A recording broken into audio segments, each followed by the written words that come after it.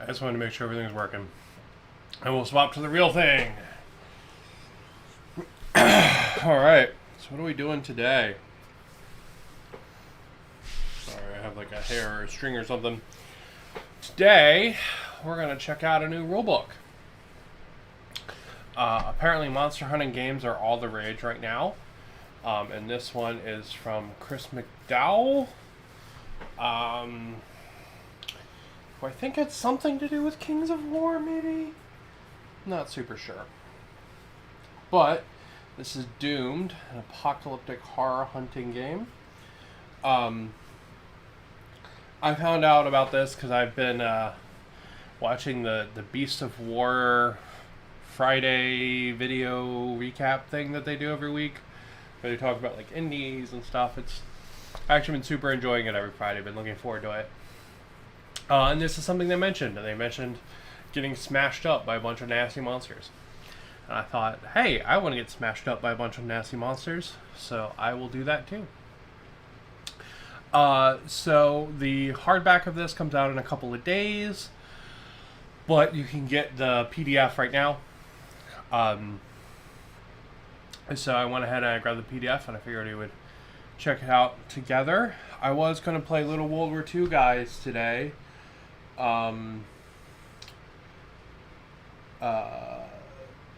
But honestly, I've had COVID for the last couple days and I'm a little low in energy, so we're gonna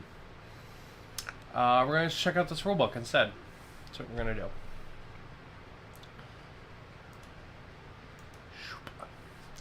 All right. So, womp. To be honest, I have not looked at this at all. Who are you? Playing the game, actions, Warband, additional rules, skills and mods. No, I just figured we'd pick it up and look at it because I thought it would be pretty fun. Is there a way to zoom in a little?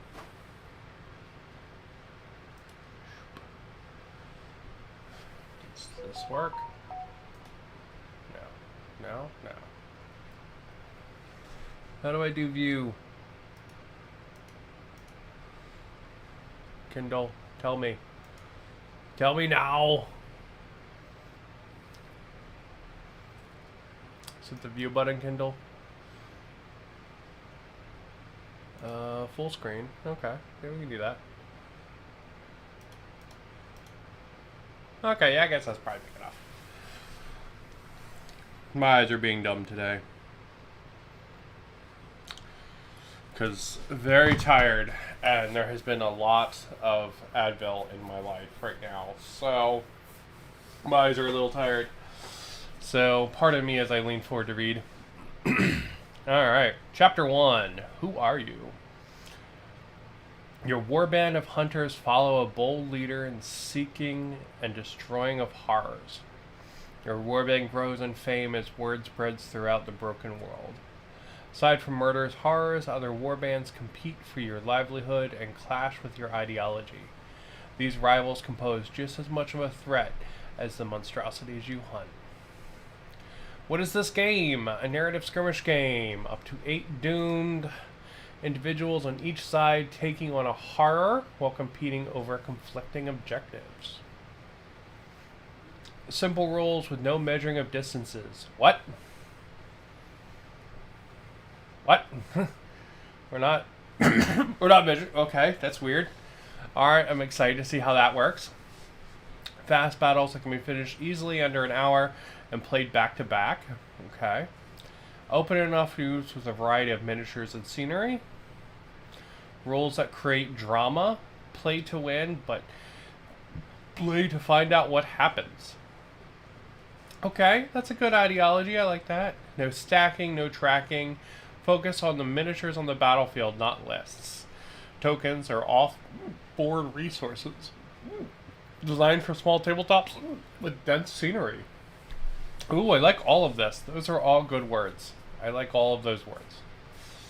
The battlefield. The typical battlefield is 2 or 3 along each edge. Terrain should be dense and span vertical levels. Players should ensure that long open stretches are broken up by waist-height obstacles. As a guide, lay down obstacles and terrain in any way that splits the battlefield into a 3x3 grid. Unless specifically otherwise, terrain is assumed to be climbable by the resourceful combatants. The rules assume a competitive game between 2 players, but can also be played with a single warband controlled by just 1 player. Okay, that's good. Horror and conflict being used to see if any specific changes are needed. Designed to embrace the things that enjoy most of miniature gaming, pouring your heart into modeling and painting a weird new creation, leashing it onto the table full of chaos and drama. God, I love all of this. Also, what is this picture?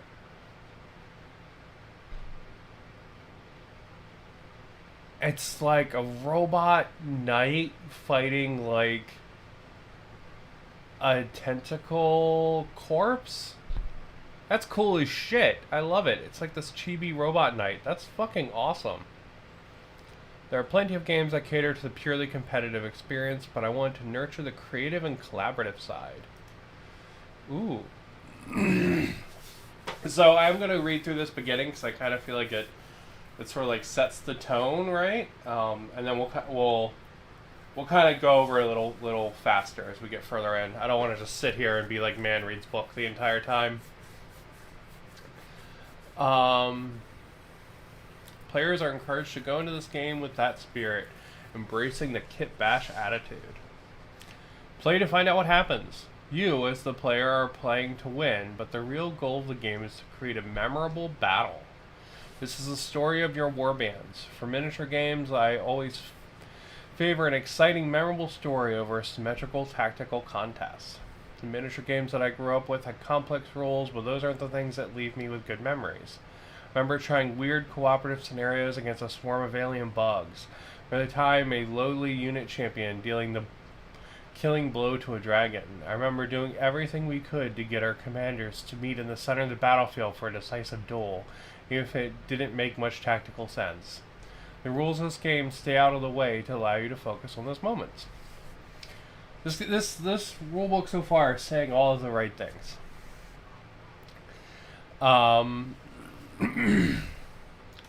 Rules are a source of inspiration.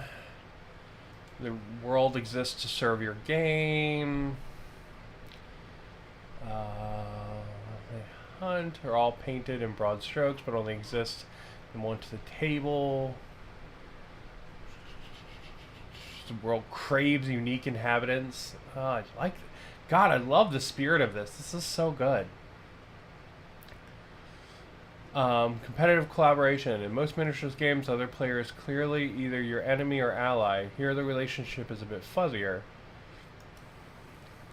You both owe it to each other to play to win, but equally you're both playing the game to have a good time. Perfect game is one where both players enjoy a tightly fraught contest. Sends the craft, where a combined collection of miniatures and terrain can create many more options for warbands, horrors, and scenarios. Okay. What the hell is that? Tentacle face, old like Dreadnought. That's cool as shit. Playing the game. What senseless violence is this? Alright, players take turns. Activate units one at a time, performing 3 actions of their choice.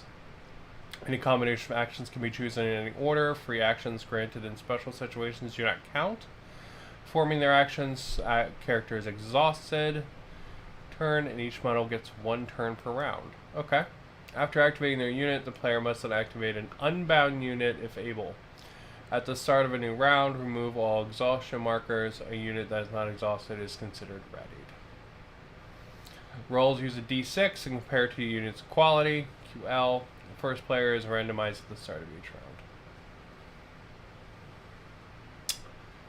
Unbound units. Some units are not part of either player's. Most common of these are horrors and minions. Unbound units perform 3 actions of their turn, following the automated series of priorities. They act in the following order of preference. Attack the nearest enemy. Move towards the nearest visible enemy. Move towards the nearest non-visible enemy.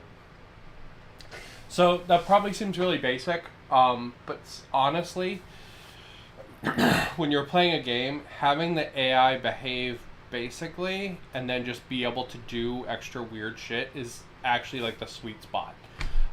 If you have anything that's super complex, you end up like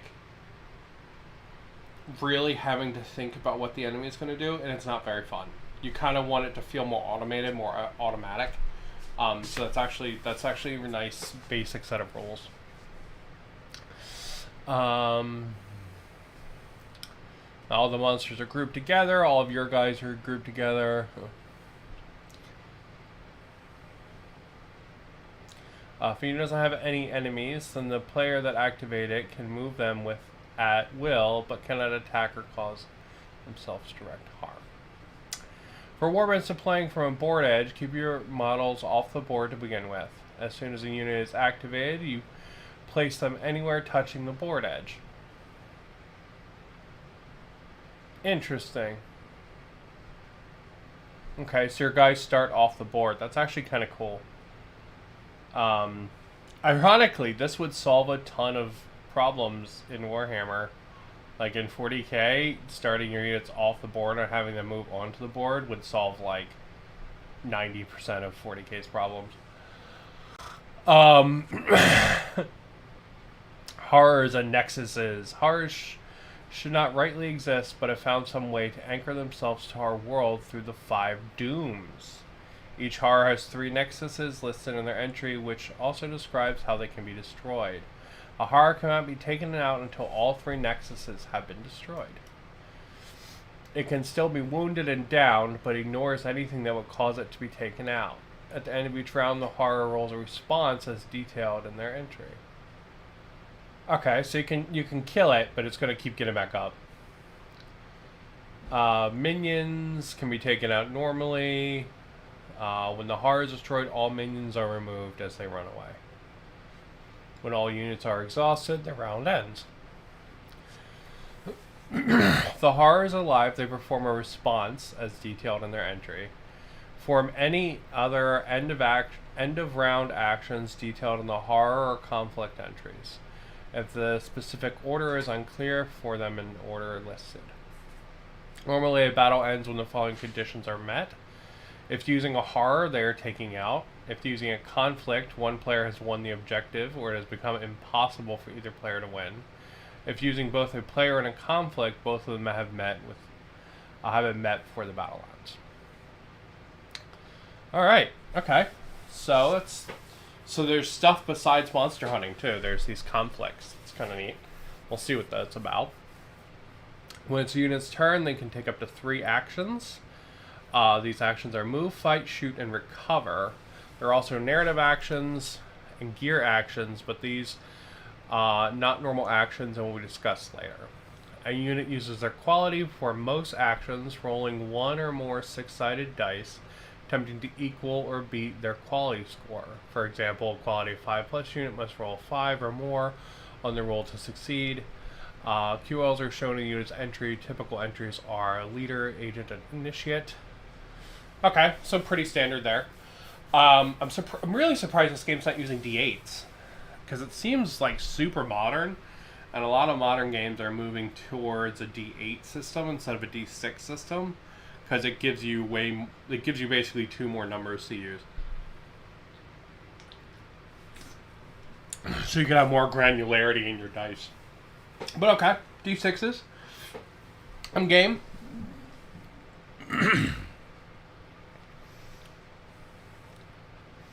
A move action allows for a unit to move in a straight line over open ground to the top of a climb or to the other side of an obstacle or gap. A unit must roll for moves after its first each turn, or if it's touching the standard enemy. Okay. Add 1 to the quality life roll if the unit can its warband leader. I'm assuming that's can see its warband leader.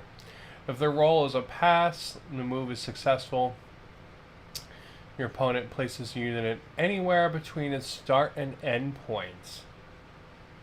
Interesting. Okay. If during the movement you cannot clear a dangerous leap, the unit takes d6 damage due to falling.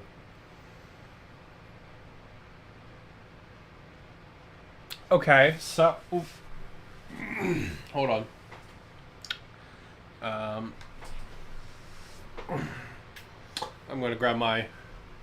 Actually, hold on. The white ones will probably show up better, even though they're not painted. I'm going to grab my little root wolf here.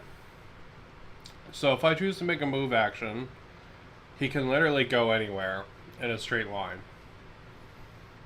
That's kind of cool. But that if he wants to go again, I have to roll against his quality to see if he can move again, basically. So the 3 moves are not guaranteed. That's kind of cool, though, but unlimited distance, essentially. So if there was a straight line, he could basically move entirely across the board. But it looks like anytime he hits an obstacle or gap, it's going to end the move. So, like, if there's, like, a little wall here, he's going to move to the wall, go over it, and that's going to be his move. That's pretty cool. That's a neat system. I'm actually really curious to see how that's going to work. Because I think that's going to work really good for big movements, but probably not for micro movements. So we'll see. We'll see how that works. Okay. Movement in the Doomed is generally done without measuring or using a specific distance. Moving without measurement calls for some collaborative judgment between the players. In general, a single move is intended to allow one of the below. The names for each type of move do not carry any mechanical weight, but are purely for clarity. Run in a straight line over relatively open ground, crosses anything up to knee-high. That's a cool thing, too. What is this? It's like a multi-headed minotaur, and then fighting like some kind of mech. And some kind of like knight with a stick. That's like cool fucking picture. With all the bushes and stuff. Yeah, that's a really cool picture. Hurdle to the other side of an obstacle you're already near. Climb up to a vertical level, typical of climbing a stairway, ladder. Okay. Drop down via ladder, stairs, or shimming down a wall. Leap, a reasonable gap. Okay. So it's kind of giving you the idea of like what should count as a move. I like that. That's a very narrative way to handle movement. I think that's really neat, actually.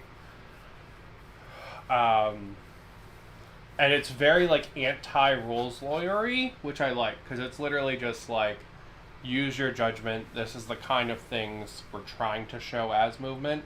I like that a lot. That's very like cooperative and stuff. A small amount of readjustment before the move should be permitted, typically enough that the miniature is touching the area it originally covered by its base. Units can move through allies, but enemies block movement.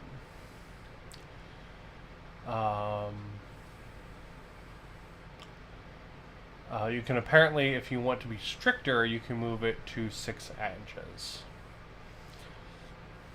The game was designed without measuring to encourage a game where less time is spent counting inches and more is spent imagining the situation taking place. The rules rely on both players embracing the spirit of the game rather than exploiting the letter of the law. Man, I fucking got this rulebook. Like, it's literally speaking like all of the right words. Like it has this really, like, it's really trying to get this like core heart of this is like fun, like cooperative kind of like gameplay to it, right? Like narrative kind of. I fucking love that. With this in mind, remember that the movement system is designed to encourage dynamic, unpredictable battlefields where combatants can dash in and out of cover, attempt triple move sprints to the objective, and scramble for vantage points. For most battlefields, single moves spanning half of the board should not be possible unless the route is clearly designed that way, such as an open road. Be strict when following long lines of movement that require squeezing through gaps, but generous with shorter movements, lest the game grind to a halt as the unit spends multiple turns and clogged up between obstacles. I like this. This has a really good core spirit, it seems like. Alright, give me 1 sec.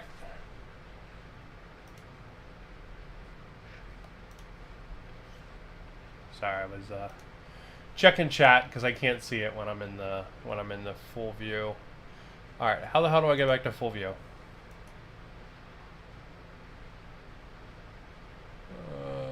Bonk. No. No. There we go. All right.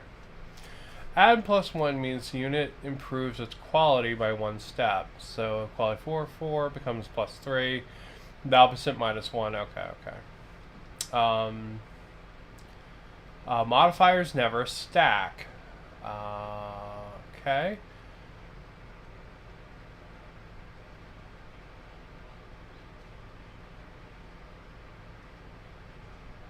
If a unit's quality is altered, such an effect starting, they act as quality 6+ for certain actions, then +1 modifier applied after this change.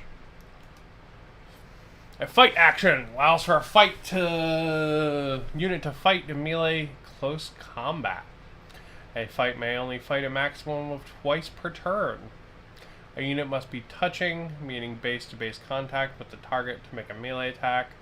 To make a fight action unit, takes the number of dice dictated by its weapon. These dice are then assigned to the target the unit is touching. This is only applicable if the unit is in touch with more than one enemy, as otherwise they will go onto one target. The next step is to roll to hit using the unit's quality. There's a +1 to roll if the target of the attack is down. Each successful hit causes damage based on the unit's weapon. Okay, so no defense roll. It's just, can I hit you? So no defense roll there. For each point of damage unit suffers, it should roll a d6 to save using its quality. If the roll is successful, nothing happens. The unit has to successfully avoid the damage. Okay, so you don't avoid attacks, you avoid incoming damage. Okay, that's easy enough. If any of the rolls has failed, the unit becomes wounded. Immediately roll 2d6 and consult the shock table. No matter the number of fails, only roll in the shock table. Only roll once in the shock table. If before any modifiers, the result of the shock table is a double, then the unit is taken out and removed from the board. Otherwise, the unit is down. Any effects from the shock table roll should be applied before the unit is removed. Okay, hold on. Let me think about that for a sec. I still have fuzzy COVID brain, so I apologize for taking a minute. But if before any modifiers, the result of the shock table roll is a double, then the unit is taken out and removed from the board. Otherwise, the unit is down. Okay, does that mean things don't have a life score? They just have... Okay, alright, well, we'll have to see how the unit stats work to make that make sense. Multiple weapons. Models attack with one weapon per action. Let the model be the guide here, as a pair of swords might count as a single weapon. There's a dude fighting some zombos. Attacks and actions. What is an attack? Any reference to an attack means a fight action or a shoot action. Single action can involve rolling multiple dice. These are sometimes referred to as attack dice. R, melee. R for ranged, M for melee.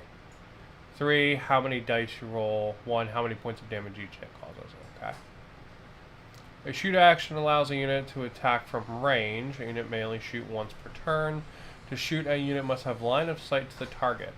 If a unit does not have line of sight to the target, it may not shoot. A unit cannot shoot if it is touching a standing enemy. To make a shoot action, take the number of dice to be rolled and indicate the weapon. Blah, blah, blah, blah, blah. Assign them to a target. They get cover, so -1 to hit if partially succeed.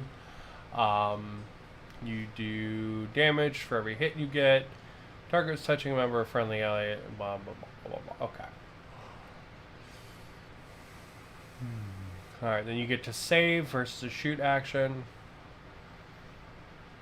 If you become wounded, you roll on the shock table.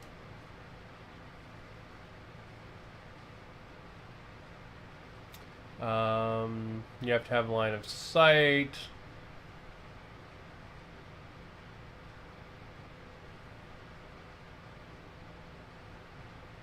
A model is partially concealed if the shooter doesn't have a line of sight to the whole of their head, torso, and legs. Alright, if you're in doubt, lean towards granting the benefit. Shock table. Okay.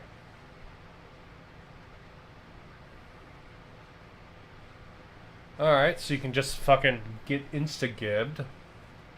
You can be bleeding out. Oh, you get to attack back. You're just flat out downed. Attack the nearest target, friend or foe. Move directly away from the attacker. This is interesting. Okay, so this is like a response table. That's pretty cool.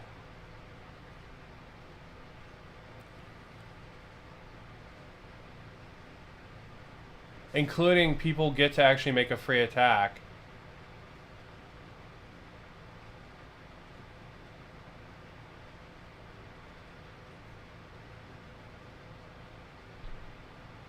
That's pretty cool. So if you get hurt, something triggers on the response table. Or the shock table, as it's called. That's pretty cool. That's actually a really neat system. If a unit is down, it may perform a recover action. Make a quality of life roll. If successful, the unit may be stood up and will no longer be down.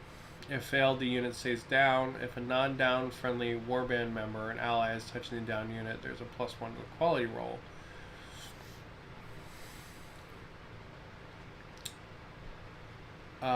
You can make rolls to try to help the downed person up.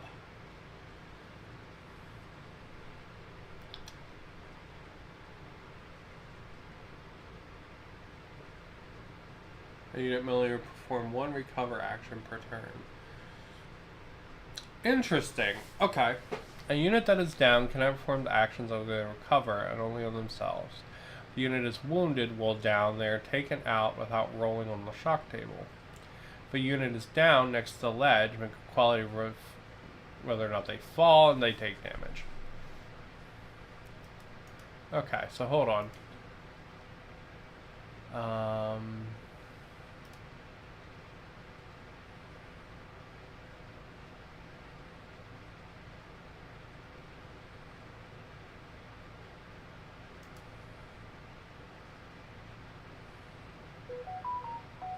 Okay, so let me see what that was.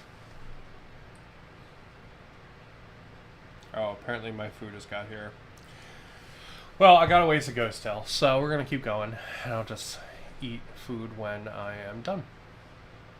Okay, so Mr. Monster makes an attack. Hold on. Here we go. Alright. 2 monsters. This one makes an attack against that one. I roll my quality dice. He takes... Let's say he takes damage. Can't avoid it, right? I now roll on the shock table. See what I get. See what his response is. Regardless, he is downed if he's not dead. He's downed and now has to use a recover action to stand up. Okay. That's pretty cool. It's a neat system. You can only make recover actions when you're downed.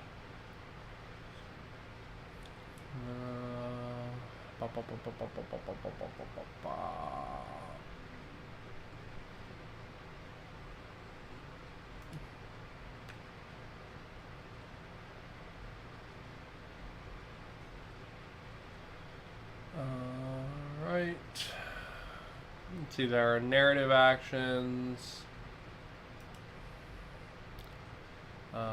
Opening doors, breaking down barricades.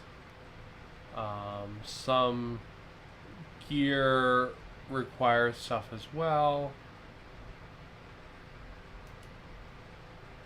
We have a ghosty ghost. Okay, warbands. Each warband is based around a single faction. They start with 20 renown points. Warband contains up to 8 units, each presented by a single miniature.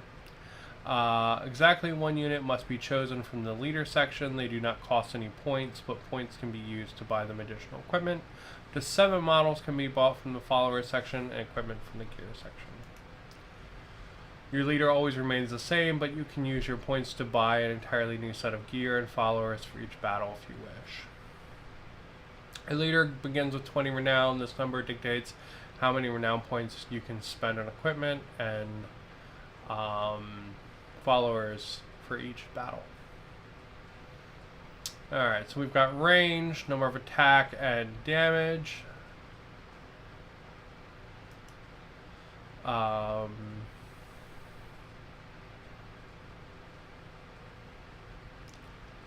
Okay.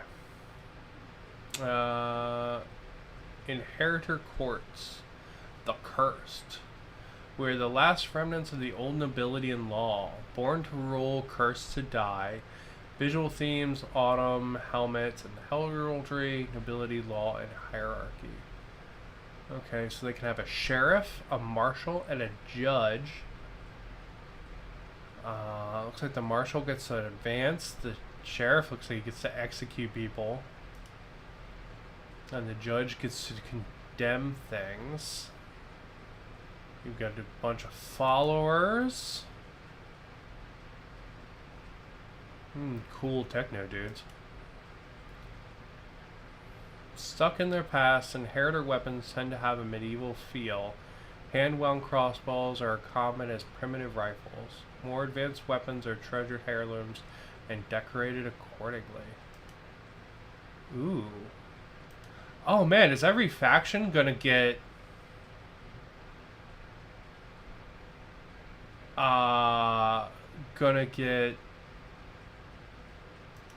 unique equipment? Oh, and you get unique long-term goals for your thing? That's cool. Okay. And then we have the Martyr Retinues, the Lost.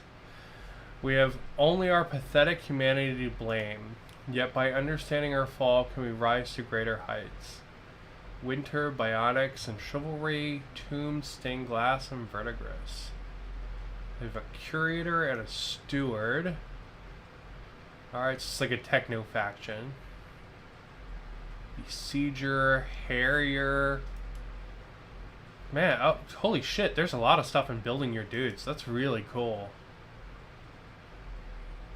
The fact that every faction gets unique gear. That's super cool.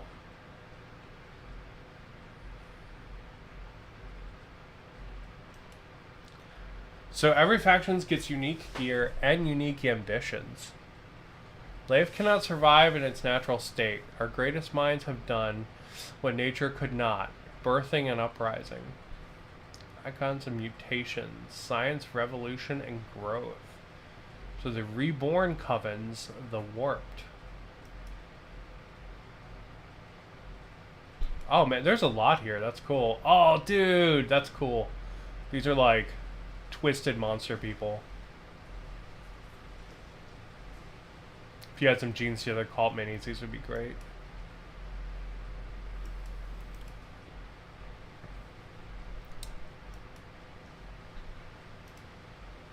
Exile bands, the wild. We were cast down from the stars. Now we swear to no power greater than the trade and the hunt. Summer mass blood, wealth, chidden, and splendor. Ooh.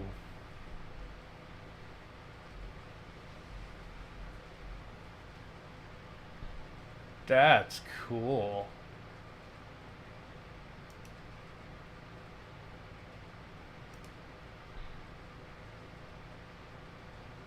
Dreadglaive. The fact that they have unique gear means that every faction is going to be a little more different. That's pretty fucking cool.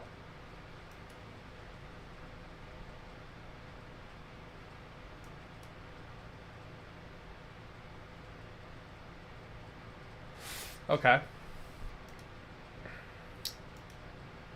A warband is nothing but a collective of these desperate to survive alone. As seen in the previous warband sections, units have a variety of skills, gear, and mods. Here's a combined list of all those available for reference. Alright, so this is like a quick lookup list. That's very handy for Control F. And we got some sample warbands. Dude, that picture is awesome. Big teethy boy eating like an Adeptus Mechanicus guy. Campaigns. Warriors are slain and maimed through long hunts and battles, while leaders grow in fame across the campaign until they and their rivals inevitably meet in a climactic confrontation. At the end of the battle, each unit that was taken out rolls on the casualty table to find out what happened to them. If they are dead, then the miniature cannot be used in your warband in the next battle, though they may return after that under a different name. If the leader would die, choose another unit to die, saving them. Interesting. Okay, so your leader never dies. You just sacrifice another guy. That's pretty cool. And let's see. You can be MIA, you can be injured, you can be scarred. At the end of a battle, each warband present gains the same amount of renown. All warbands earn 1 renown point for each of the following. Warbands can use the renown points to purchase new units or to upgrade existing units by buying rewards for their faction roster. Individual warbands will have extra options available. The warband that killed the horror can now purchase items from the horror rewards list. And there's also conflict rewards list. Ooh! Each warband leader begins with a set of 6 ambitions listed in their faction. These can be ticked off any time in any order and often involve action or multiple battles. Completing your ambition puts you in a better position at the end of the campaign, specifically for the climax scenario. When playing in a campaign, a warband gains a point of prestige whenever they do one of the following. Okay. Unlike renown, this is judged individually for each warband. When a warband reaches a prestige score of 10, they initiate the climax. The climax is a special battle to end the campaign. It is a complete scenario, so normal horrors and conflicts are used alongside of it. The scenario will specify what is required. Okay, it's pretty cool. What lies beyond the world presented in this book is limited only by the imagination. No one in interpretation is more valid than others. Warbands can be changed, rules can be adapted to suit the new setting. As always, the game should serve your miniatures, your terrain, and your imagination rather than being a constraint. I love the spirit of this fucking game. This doomed land is still changing, always being pulled between 5 forces. Not the factions, but the very elements of reality, this husk of a world. They pull towards 5 dooms, shaping our torture on the way. Ooh, the 5 dooms. Hunger, there isn't enough for us and them, so take with both hands and gorge deep. Hatred, nothing gives purpose like an enemy, and it's all we have left. Domination, the world needs strong leadership and complete obedience. Oblivion, the world must burn before we can rise anew. And ruin, all we have is rust, embers, and our memories to mourn. Note a track for each of the dooms, beginning at 0 and with a maximum of 6. Between each battle, before building your warband, roll a die to determine which doom is in force for the next battle. Whatever is highest on the track. Turn to the events table for the doom, with each warband rolling a die and adding the relevant event that applies to them. These events often put a limit on how you build your warband for the next battle, so they best be used for campaigns that want to embrace the extra challenge. After all the warbands have rolled, add 1 to that Doom's track. When Doom track hits 6, then the Doom climax is initiated. This scenario is carried out just as with the normal climax and has a special objective that all warbands are trying to achieve. The warband that achieves it wins the campaign. If no warband achieves the objective, then the campaign ends at a loss for all warbands and a victory for Doom. Less specifically mentioned, Doom events only affect the next battle. Interesting. Okay, so you have 2 different systems. You have a renown or a prestige system that triggers a climax. And then you have the Doom system, which triggers the end of the campaign. Interesting. Okay. That's pretty cool. And then each one of these Dooms has events.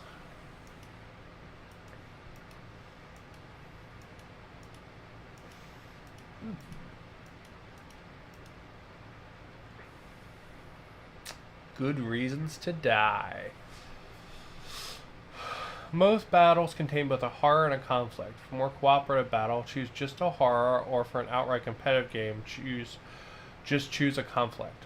Players can agree which to use or roll a pair of dice for each and consult the scenario table. For the first game, it's recommended to use a horror 1-1 and conflict 1-1 from the scenario table. The horror is the monster, the conflict. Okay. Details are included for how to adapt each horror and conflict to solo play if needed. In case where an unbound warband is created, they're treated as unbound units that treat horrors, minions, and other warbands as enemies unless otherwise noted. They are built with a leader and the same amount of renown as the most powerful other warband present. Simple warbands work best here. Okay. Oh man, there's a lot. Okay. There's 6x6. That's a lot. Horrors and conflict. Creating your own horrors. That's pretty fucking cool. That's really cool.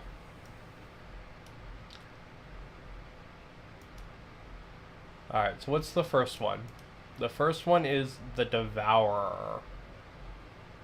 A beast with insatiable appetites. The Devourer deploys in the center of the board, armed with Reaper claws and digestive acid.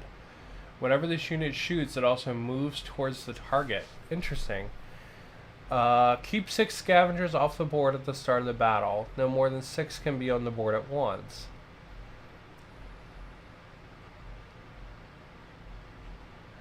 Interesting. Okay. The Devourer is a manifestation of gluttony.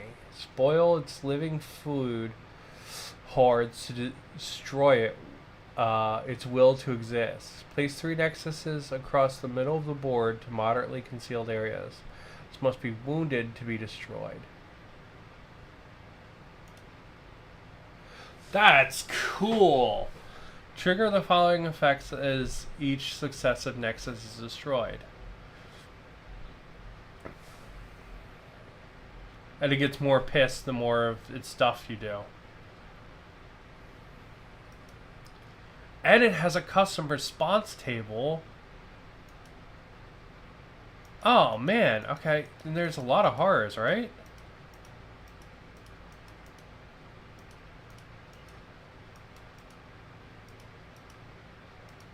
Doom Hand.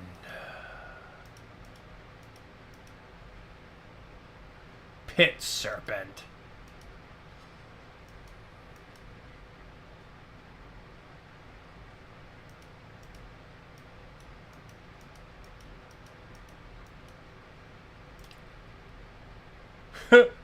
Like a cowboy shooting a little gremlin. That's cool as shit.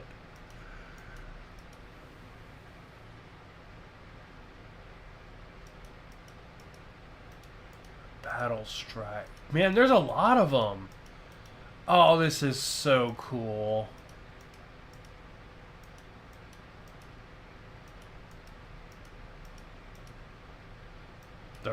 Not Herald. Living Blizzard. Well, oh, what was that called? The Sin Ek. Oh my god, I love the flavor of this game.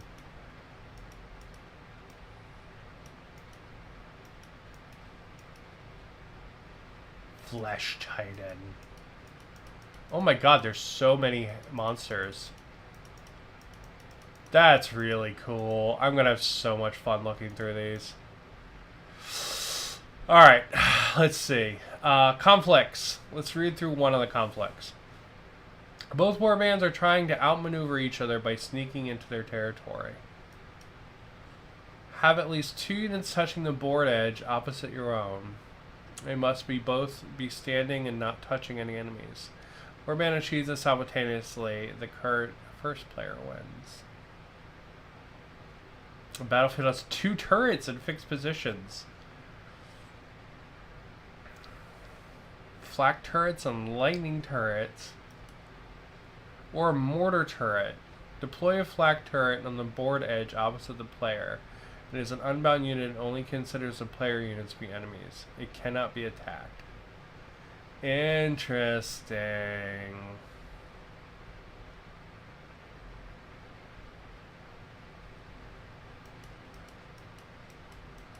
I bet there's like a trillion conflicts, right?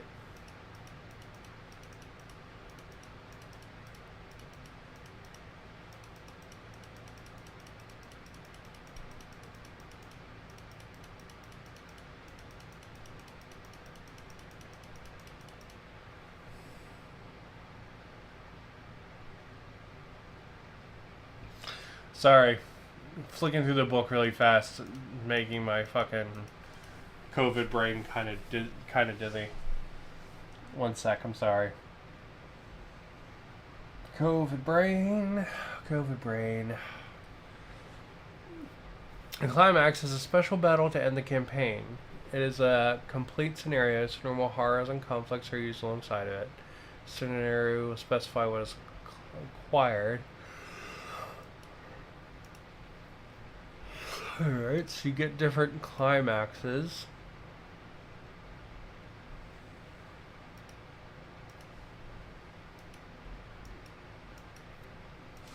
Oh man, there's a lot of those too.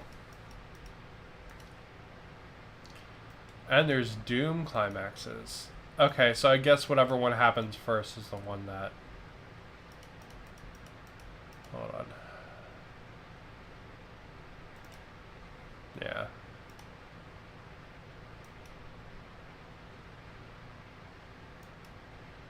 Doom horrors.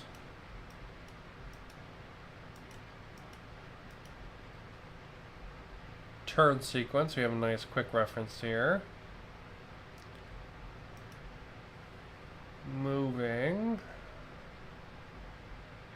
Skills.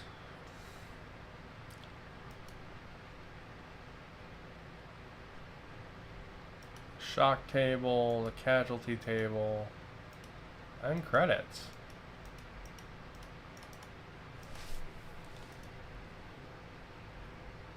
Okay, so that's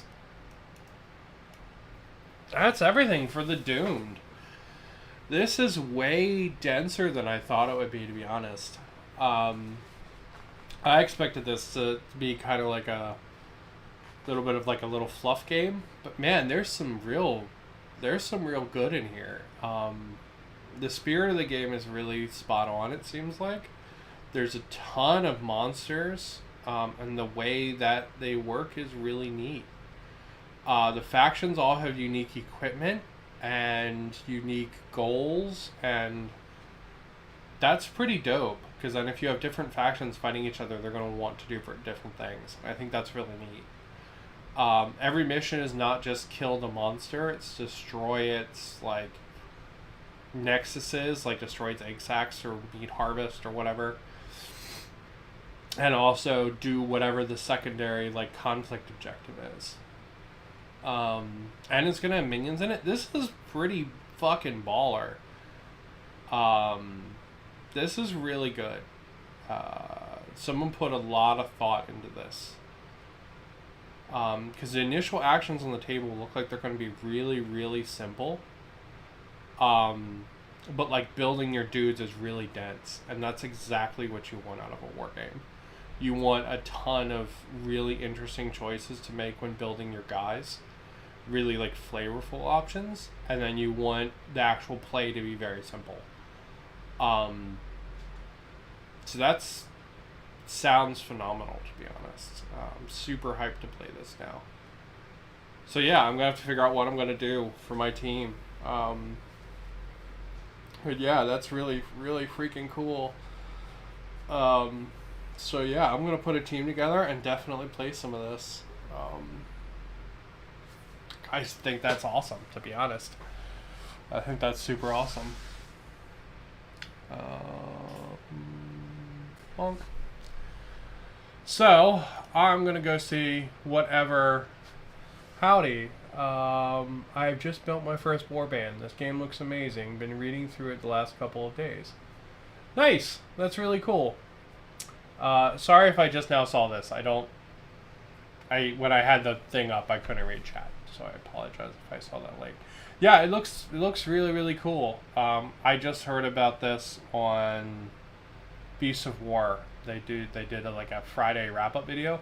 That's where I just heard this. It's about this, so looks pretty darn cool. Looking forward to it.